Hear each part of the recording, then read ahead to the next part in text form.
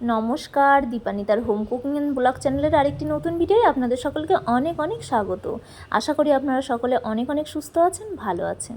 আমরাও ভালো আছি। তো চলুন, আজ আমি আমার ভিডিওতে দেখাবো খুব সুন্দর তেঁতুলের আচার, যা দেখলে বা যার গন্ধে অবশ্যই আমাদের কিন্তু জিভে জল চলে আসে, আর ছোটোবেলার কথা কিন্তু বেশ মনে পড়ে যায়।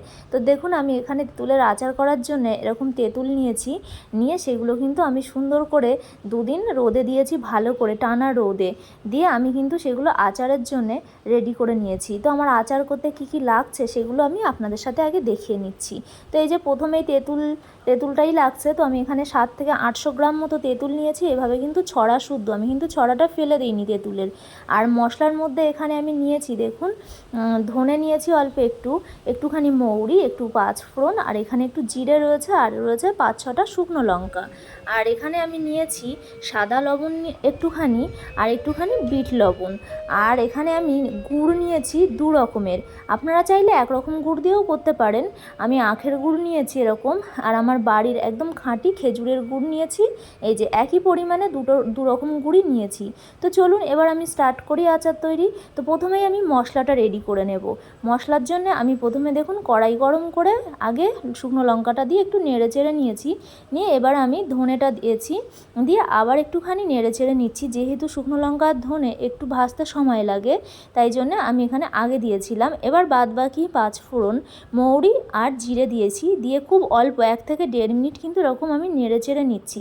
মনে রাখতে হবে, এখানে কিন্তু মশলা কালো হয়ে গেলে বা পুড়ে গেলে একদম আচারের স্বাদ নষ্ট হয়ে যাবে। তাই হালকা করে ভেজে, এরকম করে দেখুন একদম হালকা ভেজে তুলে নিতে হবে।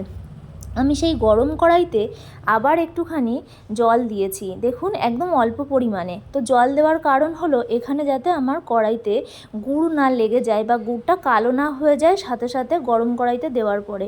তো এখানে আমি প্রথমে আখের গুড় দিয়েছিলাম, এবার আমি দিয়ে দিচ্ছি দেখুন খেজুরের গুড়। আপনারা চাইলে যে কোনো একরকম গুড় দিয়েই করতে পারেন, তবে 2 রকম গুড় দিলে কিন্তু তার টেস্ট অনেকটাই সুন্দর হয়।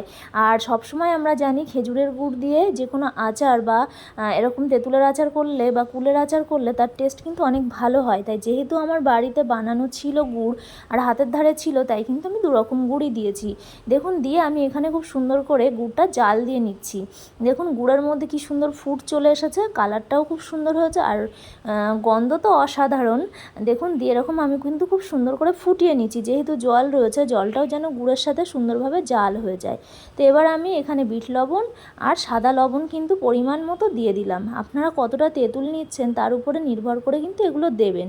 আমি এখানে 800 গ্রাম তেঁতুলের জন্য আমি 2 রকম গুড় মিলিয়ে 400 গ্রাম মতো গুড় নিয়েছি, মানে হাফ, যেহেতু আমি এখানে আচারটি টক ঝাল মিষ্টি করব তাই জন্যে।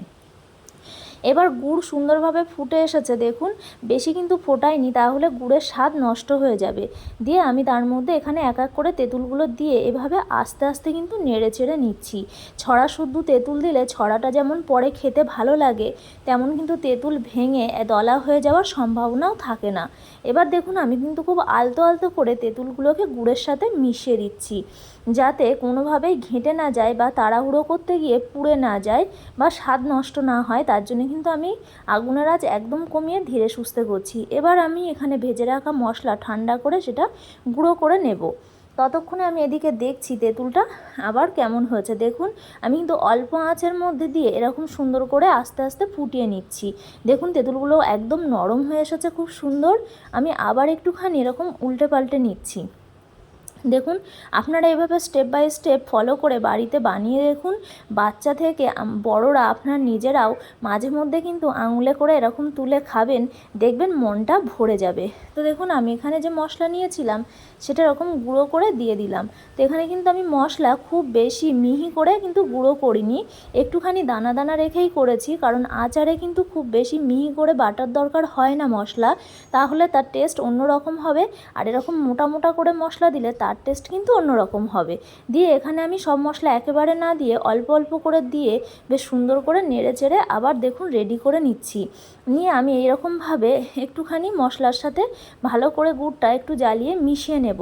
নিয়ে আমি কিন্তু তৈরি করে নিচ্ছি আচার। তো ছোটোবেলায় স্কুলের সামনে এরকম আচারওয়ালা দেখলে কিন্তু জিভ দিয়ে এমনিই জল চলে আসতো।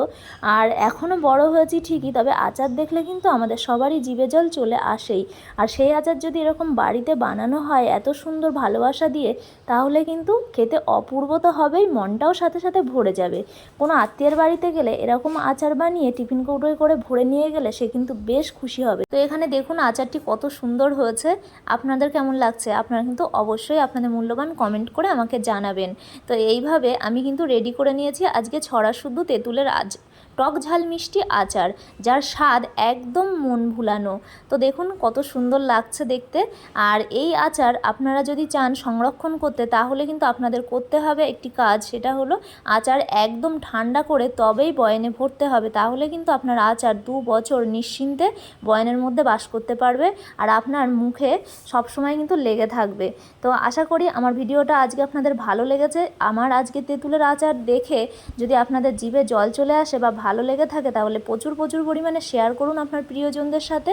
আর সহজ পদ্ধতিতে এভাবে ঘরে বানিয়ে ফেলুন তেল ছাড়া টক ঝাল মিষ্টি তেঁতুলের আচার। দেখা হচ্ছে আমার পরবর্তী ভিডিওতে। ততক্ষণ পর্যন্ত সকলে সুস্থ থাকুন, ভালো থাকুন। অনেক লাইক শেয়ার কমেন্ট করুন, সাবস্ক্রাইব করুন প্লিজ আমার চ্যানেলটিকে। নমস্কার।